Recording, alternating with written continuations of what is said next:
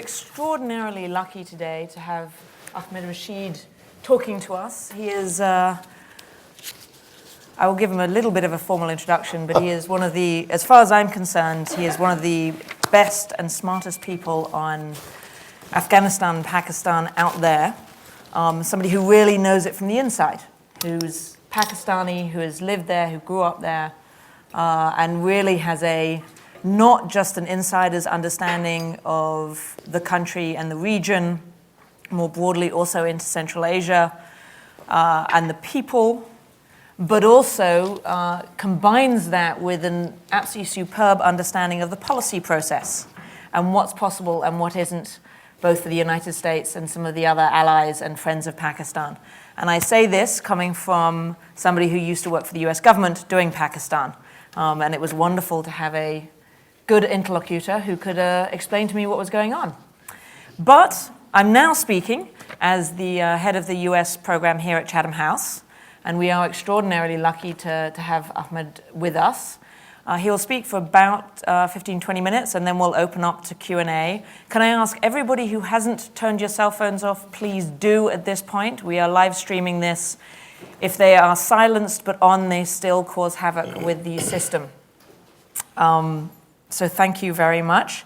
I've already really introduced Ahmed. The other thing you have to know about him is he has produced 3 fantastic books, most recently this one, Pakistan on the Brink, and I noticed as we walked in that they are available. If you are interested, I can highly recommend them. Unlike many other Chatham House events, this is on the record. This is not under the Chatham House rule. As I said, it's being live streamed. So bear that in mind if you have questions later. And with that, I will pass straight to you. Thank you very much, and thank you all for coming.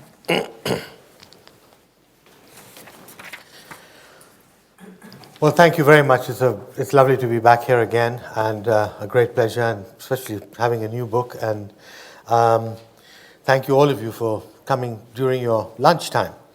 I'm going to talk very, briefly about Afghanistan and then about Pakistan, and try and squeeze in as much as I can. Let me start with Afghanistan. My bottom line in Afghanistan has been for several years now is that the US withdrawal, NATO withdrawal from Afghanistan cannot take place if this present civil war is going to continue. In other words, the belief in the Pentagon that somehow US forces can withdraw and the Afghan forces can suddenly come into the same trench and replace them and keep firing at the very same Taliban, and that everything will, this is exactly what they mean by transition, that this thing can pass off very smoothly is fraught with enormous problems for anybody who knows and understands Afghanistan. What we have to do strategically is to reduce the conflict in Afghanistan over the next 18 months through talks between the US and the Taliban, hopefully ending in some kind of ceasefire, and at the same time encourage talks between Karzai, or the government, and the Taliban to create some kind of power-sharing structure in Afghanistan, which could finally end this civil war. I cannot envisage an Afghanistan being deprived of foreign forces and then being able to sustain itself against the Taliban and all the machinations of Afghanistan's neighbors who will then erupt on top of Afghanistan. If there's peace, the neighbors will have nobody to play around with. So that's the bottom line. I think there are 3 basic points of crises in Afghanistan that we are faced with, which I fear, unfortunately, the international community is not living up to, and is not really accepting. It seems to be in a state of denial about all of them. The first is the international crisis. That is, some countries will be withdrawing earlier than other countries. We've heard Australia, French, and others. There is an obligation that the international community will support the Afghans for at least another 5 to 10 years, especially regarding finances and money. There's no guarantee that's going to happen, and nobody is putting their money where their mouth is. And unfortunately, the Afghans are voting with their feet and are not expecting Western support beyond 2014, and many of them are leaving the country, especially the best and the brightest. So I think there has to be much more commitment. It's no good prime ministers and presidents saying, we are committed to post-reconstruction and funding the army and funding schools and all the rest of it if there is nothing on the table. And the third thing is this whole presence of American forces in Afghanistan after 2014. The Americans want about 10 to 20,000 forces left. Whether that will be actually doable and meaningful, because a number of things mitigate against it. The first is that all of the 6 neighbors of Afghanistan are against a prolonged American presence in Afghanistan. And they will do their utmost, I'm sure, once the bulk of US forces leave, to sabotage that presence for all sorts of reasons. The second thing is that a lot of Afghans are against a prolonged American presence. And anti-Americanism in Afghanistan is spreading like wildfire in the last year or so. All these recent incidents that have happened, recently now we had another incident of photographs of Afghan dead bodies, etc., being badly treated by American soldiers. So the international crisis, therefore, has to be addressed. And if you remember what happened in Iraq, the Americans were supposed to stay there for 20,000, keep 20,000 troops there, and the Iraqis woke up one morning and said, "Please go," and the Americans had to leave. Today, there's not a single American soldier in Afghanistan. So think that is a possibility of happening also in Afghanistan. The second cycle of crisis is the regional crisis. President Obama came in with full intentions to have a regional strategy that would bring all the 6 neighbors of Afghanistan and the 3 near neighbors, that is Russia, Saudi Arabia, and India, to some kind of understanding that there would not be interference in Afghanistan. Remember, Afghanistan has been a victim of its neighbors' interference for a very long time. And unfortunately, where we are now is we're even in a worse situation than we were in 2008. There's no dialogue with Iran, obviously, because of the nuclear issue, and there cannot be any dialogue now. There was hope in 2008 that when he appointed Holbrooke would somehow create some independent dialogue with Iran. But I mean, that seems impossible now. Relations with Pakistan are strained to the limit. There is no, there hasn't been any dialogue between the two countries for 5-6 months. Dialogue has just restarted, and we don't even know how long it's going to take to get back to some kind of normal functioning. And China, Russia, the Central Asian states, they are all against a prolonged US presence. The only people who are in favor are probably the Indians. So it's very difficult at the moment, and India-Pakistan is another issue, of course. I mean, the Pakistanis don't want the Indians there, the Indians say we insist on being there, and that issue is still very far from resolved. So the regional issue is still fraught with difficulties, and we're nowhere nearer a solution. The third problem is the domestic crisis inside Afghanistan. We could talk endlessly about everything from opium to corruption to all the things many of you have heard about. I will just focus on 3 things. The first is the growing ethnic divide in Afghanistan, which is extremely serious and has got worse ever since Karzai and the government expressed a desire to talk to the Taliban. The North does not, the non-Pashtuns don't want to talk to the Taliban, by and large. And the fact that there has been talks but little progress means that the North is even less convinced about the need for talks with the Taliban. So the ethnic divide is growing over talks with the Taliban. It's growing over the power structure because the non-Pashtuns want a more autonomous more power in the provinces rather than this deeply centralized constitution that was given to the Afghans in 2004. They want a much looser federation, and obviously these issues are going to emerge. Elections are coming up in 2014. Karzai cannot stand. I hope he doesn't stand. I hope there's a fresh face and a fresh cabinet which could build a new relationship with the Afghan people and with the international community. The second domestic crisis, which I'll focus on, is the economy. In 10 years, you have given $670 billion. Don't quote me on that, but it's something like that. To Afghanistan, the Americans alone have spent over $600 billion on Afghanistan. And yet, in a country of just 35 million people, there is still no self-sustaining economy.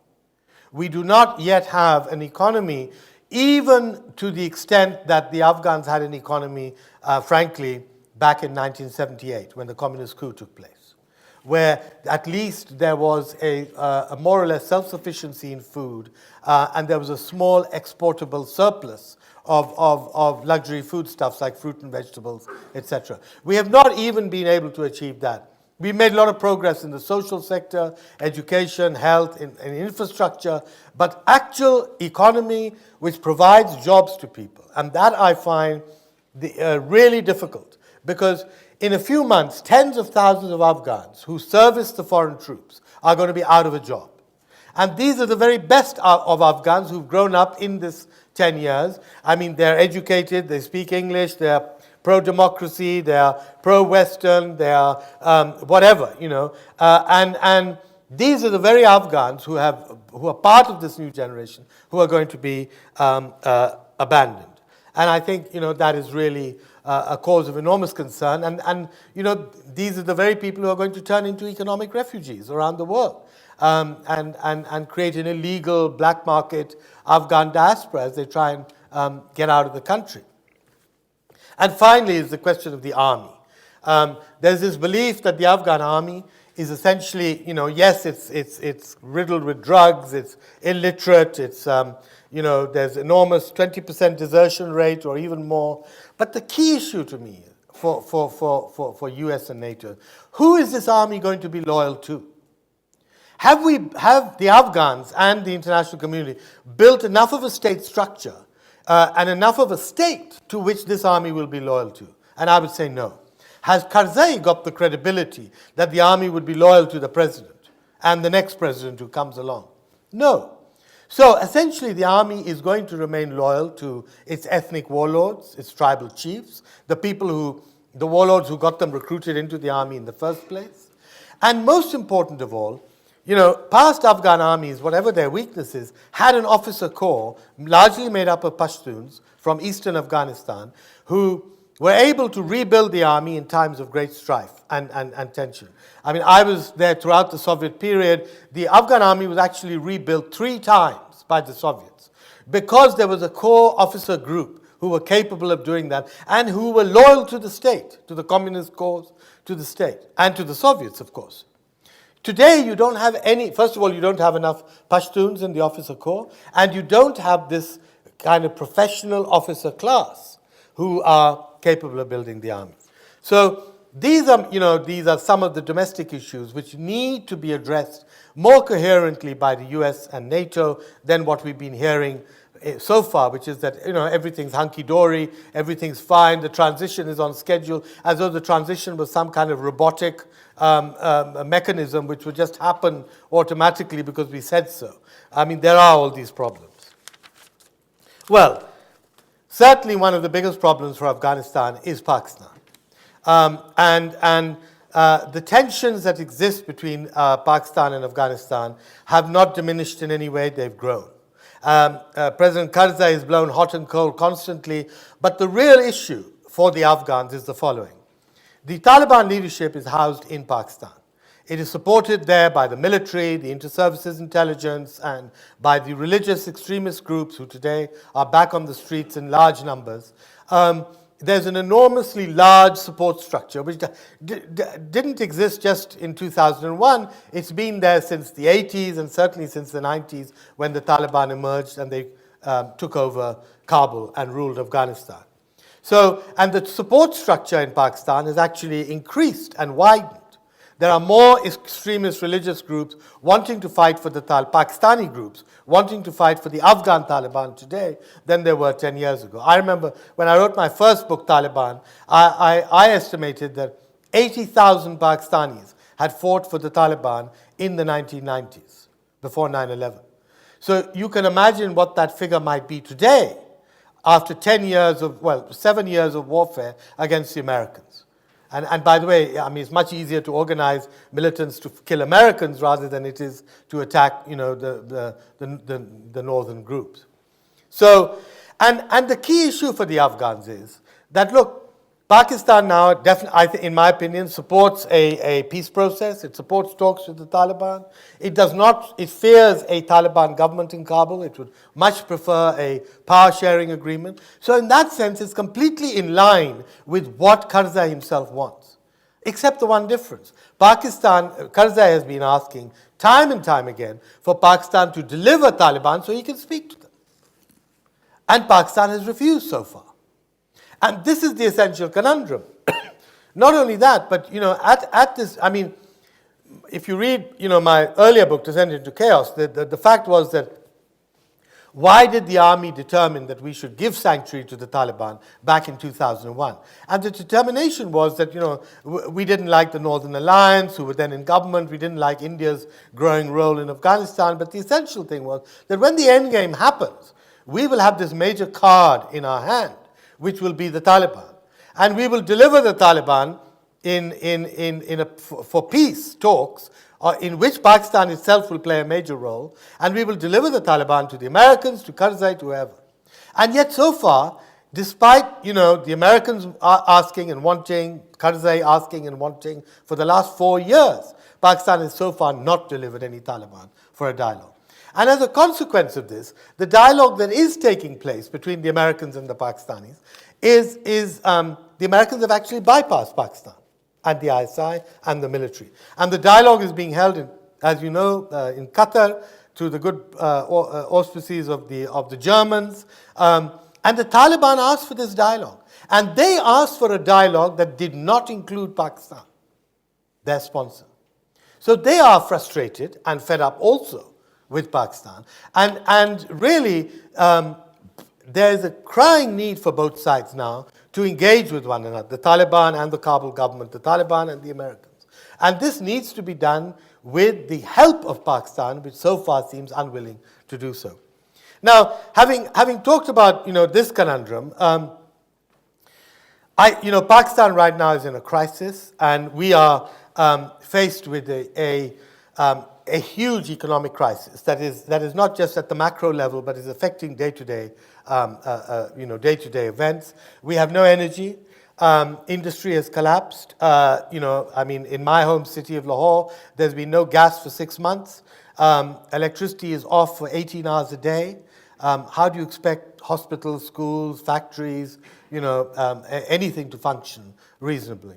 We have insurgency in 2 of the country's 4 provinces, the northwest as well as Baluchistan, which is a separate insurgency. We have mayhem in Karachi of a multitude of for many different reasons.